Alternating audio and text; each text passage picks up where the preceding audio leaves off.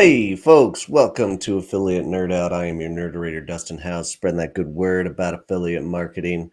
And today, my guest, Todd Crawford, over at Impact. Thank you for joining me in the Nerdatorium today, sir.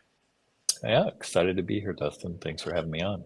Awesome. If you would like to be in Todd's seat, come be my guest. Go to dustinhouse.com/nerd and drop in any kind of topic that you want to discuss. And our topic of the day is really what we are doing beyond rev share in the affiliate realm. So the question of the day is your program offering more than rev share today? And we're going to go through that discussion with Todd. But before we get into it, Todd Crawford, who are you? I'm a guy who clicks around on the internet all day. I'm one of the co-founders at Impact.com. And prior to that, I was part of the team that founded CJ or CJ Affiliate, or what used to be called Commission Junction in the very early days. So that was back in 1998. And in between CJ and Impact.com, I was at Digital River, helping them launch their affiliate network, One Network Direct. Cow. So Okay. been on the tech side, the network side for 25 plus years. That's a wild ride. Can you take me through a little bit of like how you got to Impact and like that journey moving from CJ over? Yeah, so after CJ was sold and most of the team there, eventually leaves and we kind of kept in touch and we were surprised that the industry kind of hadn't changed. It had been a couple years and it still at the time, networks were getting pretty high margins, let's say 20 to 30% of the commissions that are paid out by brands. And the pent up demand for tech innovation was not being met. I'd say affiliate networks are really agencies that own their own tech. So they have Mhm. their own little network, big network, and I feel like they can throw bodies at a problem and not invest in tech. And so when I was, you know, helping drive product innovation, it was very frustrating because it would either never get done or it would take extremely long times to get it done. So we kind of were amazed that the margins were so high for the industry and the innovation was lacking. And we thought, well, we don't want to build another affiliate network and just kind of, belly up to the table and try to get our slice of the pie. We wanted to change the industry, and we felt like data was huge. And if we could really just focus on technology and not be a network, so that means not providing managed services, instead partnering with the OPMs, the agency world, and provide a service to them to manage their clients. And so that was the vision. And in January of 2008, we kind of got the band back together again. And I guess the rest is history. Awesome. And the managed services, this is a part of your guys' strategy that you still hold tight to today.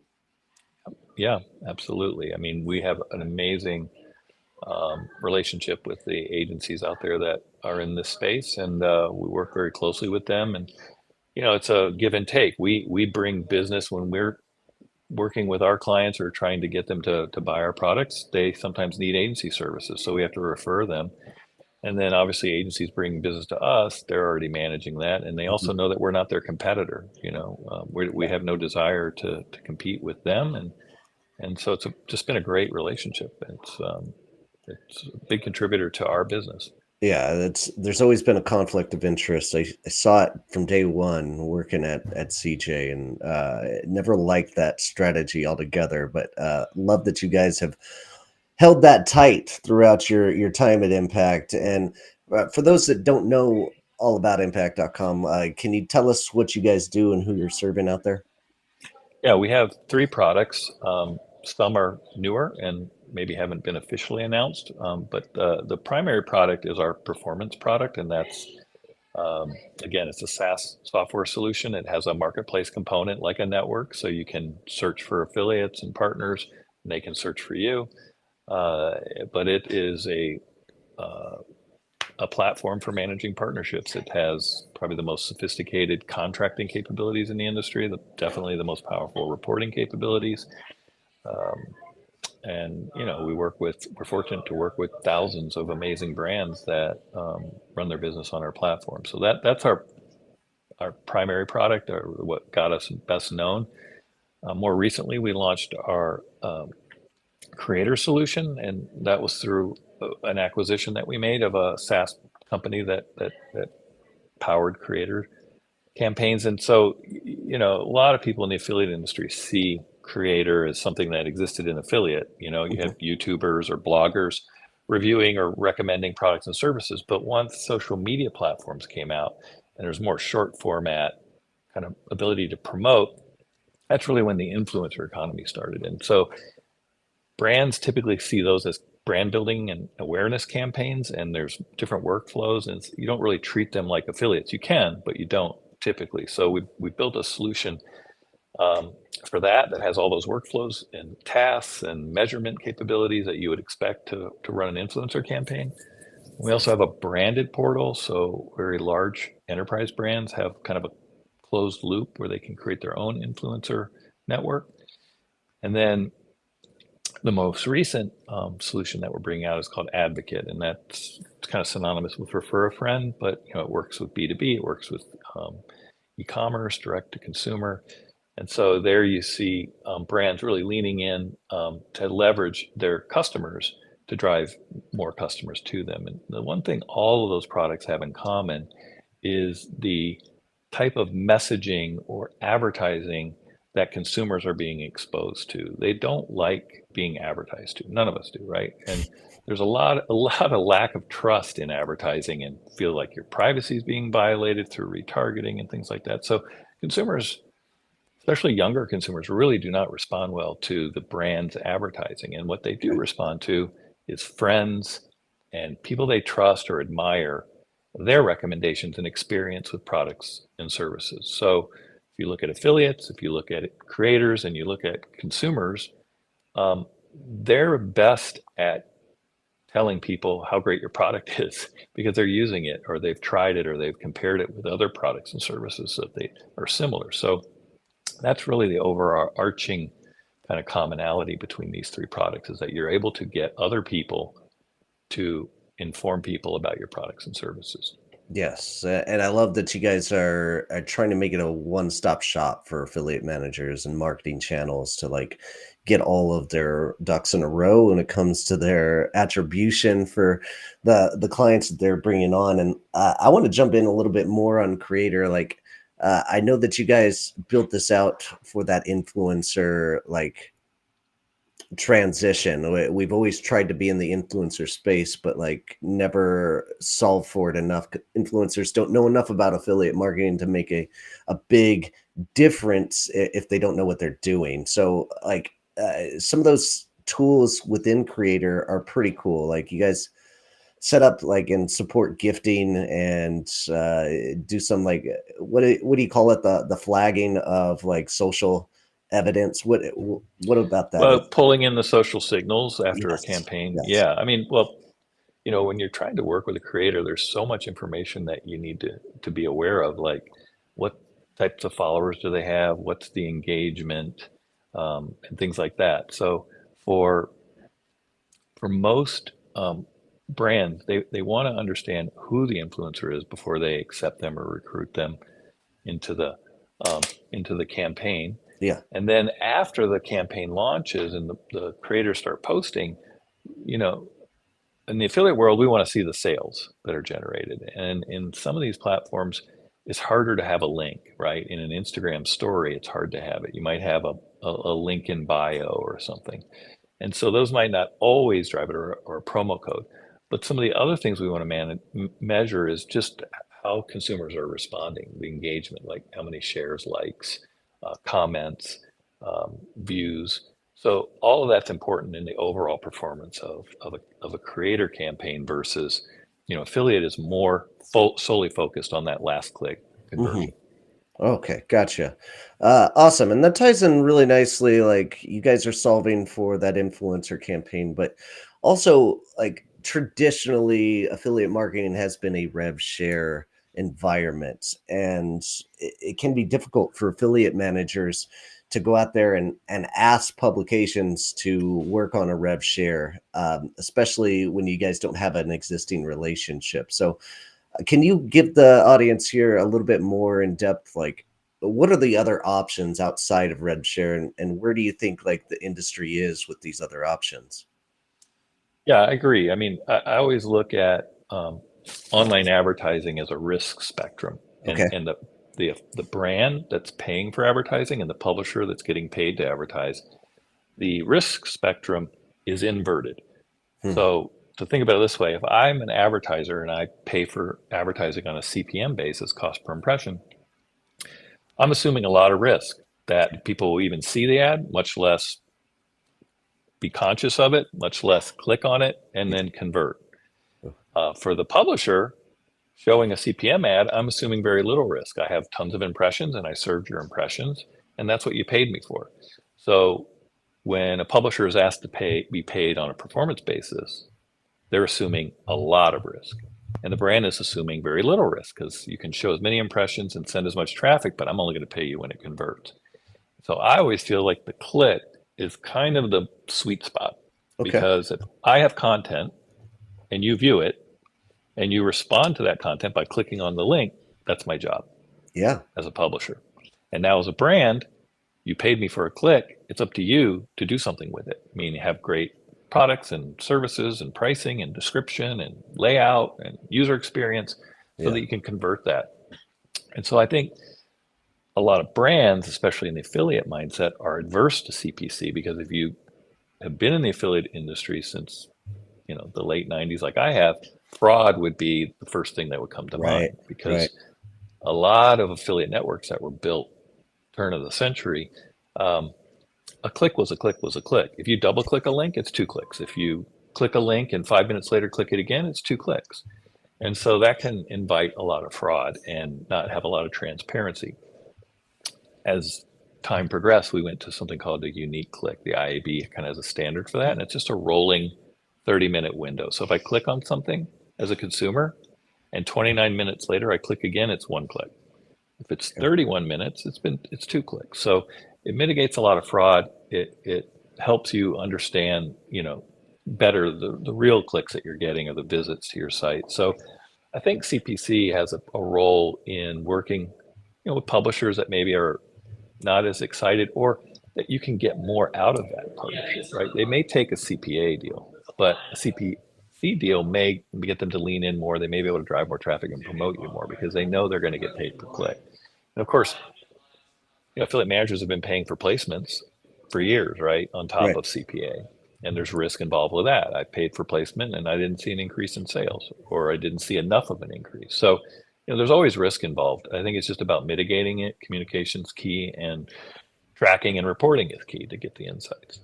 Okay, great. And agreed, like every sponsorship that I have ever negotiated as an affiliate manager, I'm always looking for some kind of guarantee from the publisher that we're going to get this many clicks to our site, or that we're going to get this many impressions. Something in that nature has to be written down. It's just can't just trust that the content's going to be going live and like magic's going to happen, right?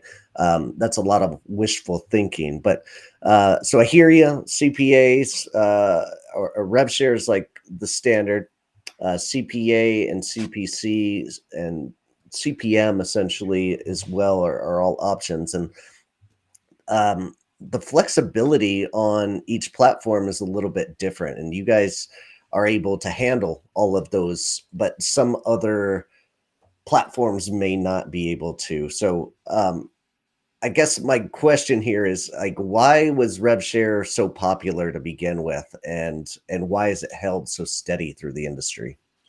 I mean, as a brand, when you buy impressions or even buy clicks, your return on ad spend is determined after the fact, right? If you're buying $5 CPMs, $2 CPCs, whatever you're paying, um, the return on ad spend is calculated based on actual sales happening, and that's not guaranteed. So once somebody realized, well, I could just pay for sales, I mean, if I pay 10%, my return on ad spend is fixed already. It can't go wrong.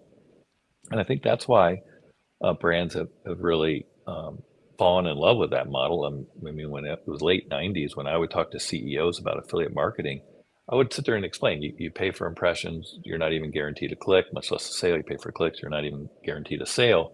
With affiliate, you're only paying when you get a sale. You don't pay for the impression, you don't pay for the click. And they would literally go, I don't get it. and I would re-explain it, maybe a different example. And sometimes it would take 3 times, and then they'd go, that's the coolest thing I've ever heard. How did I not? Why didn't I think of that? This is genius. I want to do it. So it makes sense. But again, the shared risk. I mean, fortunately, a lot of publishers have come up and figured this out. So it works for them and it works for brands. And that's why I think people like it. The big problem is affiliate marketing has been sold as last click, CPA, rev share, and it's hard to go back to management and say the budget is fixed on a cost per sale, but I want to get budget for placement buys. That's usually in the mix. But CPC, people go crazy. They're like, I'm not going to pay for CPC. That's too much risk. Okay. I'm scared to do it, or I can't get the budget, or people are telling me I'm not allowed to. Yeah, and let's dive into some of those dangers of like the hesitations that the folks are out there, the advertisers that are hesitant on a CPC. Like I like to say an ounce of prevention is worth a pound of cure. Like what are those things that advertisers can do to protect themselves on a CPC campaign? Yeah, I think one is know who the partner is. Obviously, you wouldn't launch just a CPC program, right, Yeah. on an affiliate network, even if it was possible, and just let every affiliate drive clicks. It's because you're already working with them, or you know them, and you've maybe tested with them, and doing a small test on CPC, or even a small test with CPA, or something I've seen a lot of people doing is like a minimum CPC guarantee against a CPA. So I will pay you 10%, but I'll guarantee that your clicks are worth at least $1 a click. Okay. So what that means is at the end of the month, if you send me the number of clicks you sent me converted at 10%, that commission amount doesn't equal $1 a click, then there'll be a little bit of bonus. Maybe it only equaled 80 cents per click. Okay. So a 20 cents per click bonus would be applied. So the publisher's guaranteed, they know their traffic's at least worth $1 a click in my example, but they have the upside that maybe my effective CPC at the end of the month will be $2 a click on a 10% rev share, right? I'm okay with that as well. So, again, it's knowing who the publisher is, feeling like, there's trust, and there's maybe some testing that's happened already. And then you can roll it out more and more. You can also cap it. Like, look, I'll pay $2 CPC, but I don't want to pay more than $5,000 a month or $10,000 a month, Okay. or whatever it is, right?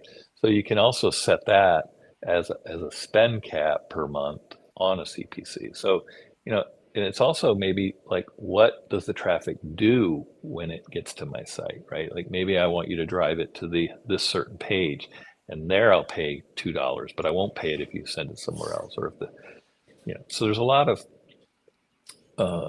signals or triggers that can be applied to whether that click is worth $2 or worth nothing. So Oh, again, great it's point. really based on how the brand thinks about it. And that kind of tracking, where you can do that kind of mix, doing a CPC and a CPA, like a rev share with the clicks that actually transition. You have to have the right tracking attribution to do all of that and put it in place. Like, how do you go about like approaching that with the network that you're working with? Well, I mean, they have to have that capability built into how you create a contract. Like, normally you create a contract, I'll pay 10% commissions on rev share, and I have a cookie window of 30 days. And, and when you join the program, all the links you get and people click on will do that. If someone buys within 30 days and your last click, you'll get 10% of the sale amount. So you also need to be able to say, well, instead, I want to pay $2 per click on it minimum against it. You have to have that built into the software. So if it's not there, I definitely would avoid, more of a back end process to true it up every month or something like Mhm. that. That's not smart. So Okay. yeah. Very well. All right. Speaking of ad spend, I want to thank our sponsor of the day, and that is Dashfi. And the folks over at Dashfi, you can go and click this QR code, go to dustinhouse.com/dash. This is a financial partner in their business that you've been waiting for. A partner that knows and understands your business needs, your cash flow cycles, your limits to what you do in business day to day, and can scale with you. Combine cards and payments for the ultimate spend management platform for digital ad spend. It's time you graduated from the out of the box small business card to Dashfy's highly personalized enterprise corporate cards that are tailored to your needs. There's no annual fees, no late fees, no credit checks, unlimited virtual cards, easy onboarding, and advanced spend controls up to 10x higher daily spending limits and up to 3% cash back. Go to dustinhouse.com/dash to sign up and start spending smarter on ads.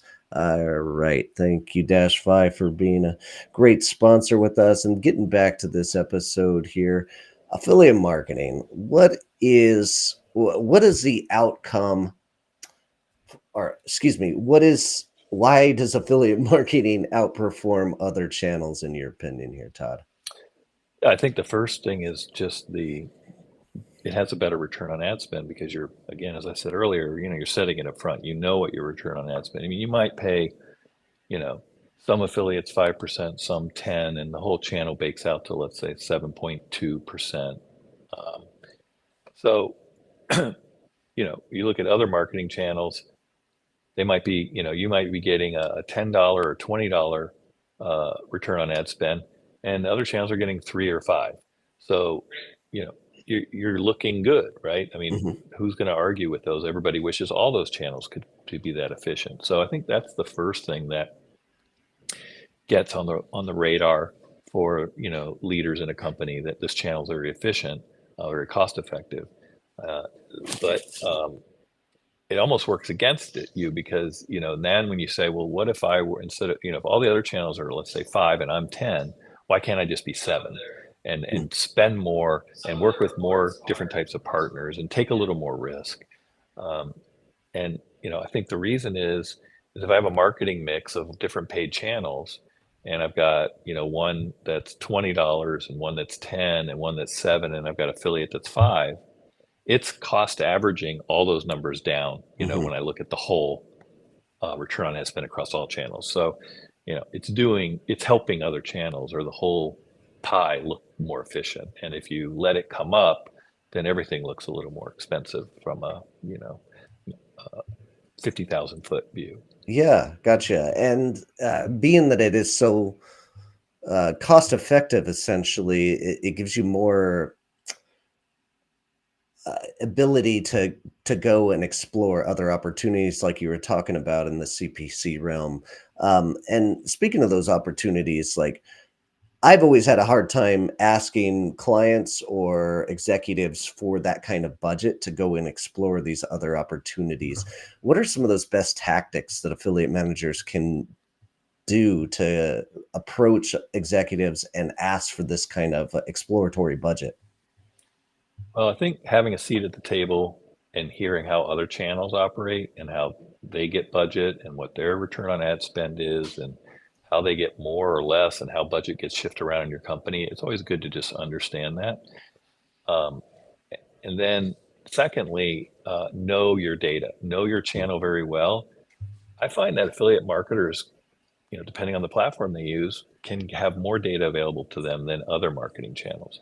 And so you can show things and educate people internally, because some people just see affiliate as kind of a thing, a black box. They don't understand it, Right. or they see it as one thing, coupons, and they really don't understand the nuances. And so you have to do a lot of education, and then and advocating for your channel. But then kind of once you kind of learn the ropes and you've done a good job of educating, it's not like you're asking to blow your budget out, Yeah. proposing some tests. And it's kind of like, this is how Vegas works.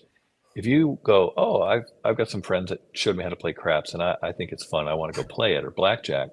What most people, the mistake they make is they go, I'm only going to spend $20 or $50, and I'm going to go to the lowest stake table.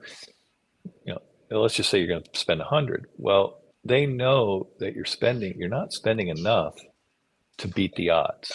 The chances are you're going to play five hands or something and you're going to lose. So, but if you had enough at the table, you brought enough money to weather kind of some of these ups and downs, you can actually walk away a winner if you know when to walk away. And so it's the same with testing. If you try too small of a test, it might not be big enough to show that it's worth reinvesting in. If you spend too much, you might, lose all your money, but and not, so the testing is important that you're getting just the right amount or enough. And that's talking to the publisher too. Look, I don't want to spend too much. Yeah. I don't want to undermine this test by spending too little either.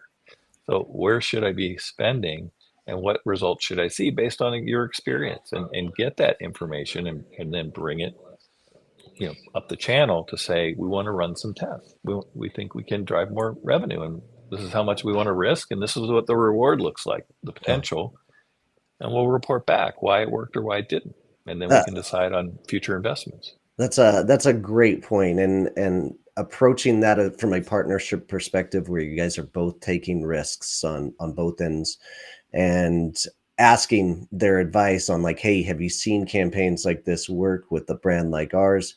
Super important question, and good partners will tell you the truth, right? Like bad guys, dirtball. Business dev folks are gonna maybe lie to you, but if you've got that relationship with them existing on other clients, it's always a good fit and a great question to ask. um Anything else on that topic there, Todd? Yeah, I guess, you kind of pointed it out, but most publishers want you to be happy you spent money with them because Sure. then you'll spend money again. They're not there to kind of one and done. And by explaining kind of your concerns and your objectives of the test and what you're looking to get out of it and being as transparent as possible, they can tell you, yeah, we've heard that all of this or some of this from other brands, and this is what we did, right? So they're there to take their learnings and help you. And at the end of the day, they want to make you as happy that you, and then you'll keep working with them. And it's interesting. This is really the only industry where you get to have these kind of conversations. When you're doing programmatic and paid search, Uh-huh. paid social, you're not talking to anybody. You're pushing buttons and turning knobs and pulling levers on a Sure. machine. There's no conversation. So you're assuming all the risk on your end to test, keywords or, um, you know, uh, targeting and things like that, whether it works or not. And there's no kind of back and forth and really no, yeah, of course, we're going to make this work for you. Here's how we can do that.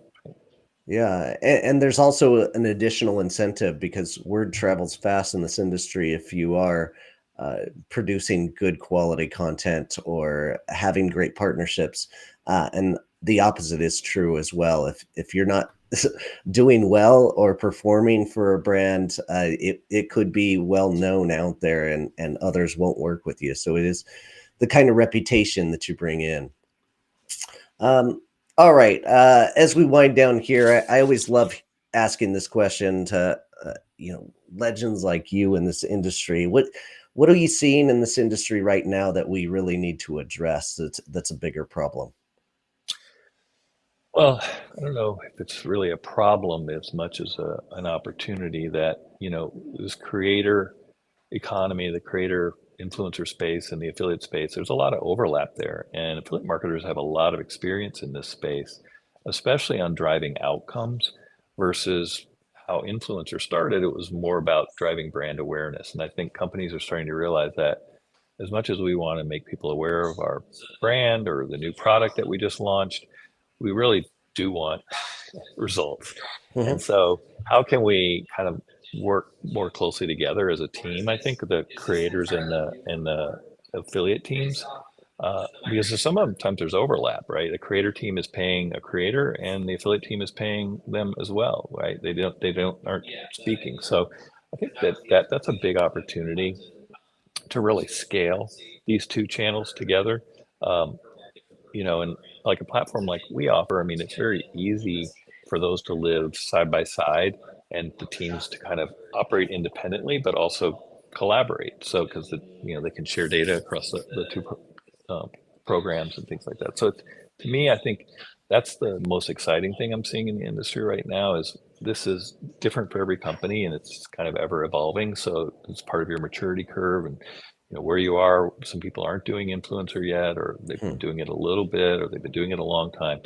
And where it's going to end up is kind of the interesting thing that I'm watching for. And like I said, different brands are taking different approaches. So I think that's a big opportunity, especially if you are an affiliate manager, to be able to contribute and help these other teams or assume that because it doesn't exist and start running with it. It's great for your career. It's great for the company. You're adding more value. I think there's just a lot there right now um, that everyone needs to be talking about internally and exploring. Like, what's the best route here? Can we do more, Hmm. better, right?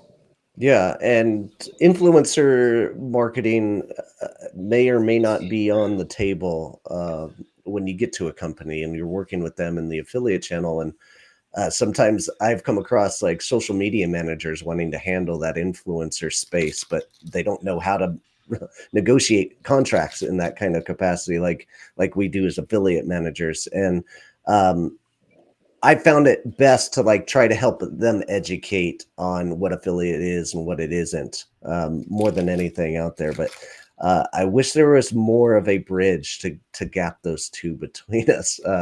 It just seems like an interesting dynamic in the marketing channel. Yeah, I think that's the leadership too, right? Like, what are we trying to do as a company? And sometimes having two things in two silos is not as synergistic as maybe combining the teams or having them more collaborative, right? I always say the two ways I look at affiliate and influencer working together is um, uh, cooperation or consolidation. And neither is better than the other. It's just what works best, right? Like the affiliate team can do tracking, they can do contract negotiations, like you said, they can find opportunities, whereas um, the influencer team maybe is not able to track as accurately or at all, and Hmm. they're really, like I said, looking to create more brand awareness. And affiliate is moving up funnel. I think creator is moving down funnel. So Hmm. there's overlap. They're converging, and that's exciting. And um, I know companies that it's all under one umbrella. It's all under one team. I know that where it's an outsourced PR firm that's running their influencer stuff, and affiliate teams internal. So it's always different. It's more about where I guess the industry is going to kind of recognize the most efficiencies are, and I think that's happening. So being Okay. a part of that is an opportunity for everyone, right? For growth. Yeah, I think it's every company is going to scale it in a different kind of way. No two companies are the same. And if you were to wave a magic wand, like how would you set up that business structure internally for influencers and affiliate and other marketing channels to get along together? Yeah, I mean, I would have a team called I guess a partnership team, performance team, Okay. whatever, and I would have them doing both, and I would recognize that there's branding dollars in here, there are traffic dollars in here, and there are revenue share dollars in here for budget, and based on the objective of a campaign or the business as a whole, we shift that around and we work with all these types of partners, and there's a lot of overlap, but also having one platform to do all that tracking so that it's unified, you're getting the same kind of reporting. There's a lot of consistency and efficiency in that. And then, like I said, having the teams understand each other, that cross pollination, they're working together, not against each other or off on Hmm. their own, which to me, I just feel like you might be missing opportunities. That's all. Yeah. Go team go. If you can get collaboration in the partnership team, it's for the best. Just hard to come by. So, all right, Todd. As we wind down, it's time here to defend your post. Get ready. It is 1 year ago. You said even co-founders should be certified. I'm happy to share that I've obtained a new certification as an expert in impact.com. So my question here is, How many times did it take you to pass this test? This is a traditionally really difficult test to pass, and I failed at it a couple of times before I got it right. Yeah, we have internally in our company, we have our external PXA, Partnerships Academy, Yeah. which is a learning center. We power it with an LMS solution, and anybody in the industry that don't have to be a customer of ours can train on industry focused stuff. And then obviously, if you're a customer, you can train on product focused stuff too. Um, and so we require all of our employees to be certified in the products that we offer. So Advocate, Creator, and Yeah. Performance. So Smart. um, it is hard, but I mean, I think I passed it on the first time. I think I passed them all on the first time. That was the first of many certifications that I've done internally. Um, just because it's nice because you understand it. You have the whole company at impact.com with that baseline knowledge, even if they're not touching people using that product, right? Hmm. So it's good to get people trained. And it's amazing how PXA has grown and the number of students, I guess you could say, that have applied. External learners, not impact employees. I think we exceeded well over 20,000 learners. So Oh my. it's amazing that people are loving that, and there's hours, hundreds of hours, probably thousands of hours of content in there to learn. So if anybody is interested and doesn't know about this, if you just go to impact.com and or just type in impact.com and space PXA, it'll show you the portal there, and you can sign up for free and you can have at it. And all Awesome. those certifications, as you can see, you can apply to your LinkedIn profile. So we have a relationship with LinkedIn. So once you're certified, any of those certifications can be added to your LinkedIn profile, which is nice. Yeah, and I've gone through it over the last couple of years and got my certifications as well. Love what you guys are doing there, educating the public to uh, fall in love with affiliate like we have throughout the years. So great system. All right, Todd, how do we connect with you? Well, I'm on LinkedIn, so that's an easy way to find me and message me there. You can email me, Todd at impact.com as well. You can go to our website. There's tons of ways to get in touch with other people or departments if you're interested in learning more. We're here to help. Awesome. Fantastic. Thank you so much for passing all this knowledge around, Todd. Appreciate your time. And for those folks out there, keep on recruiting, and we'll see you out there. Take care.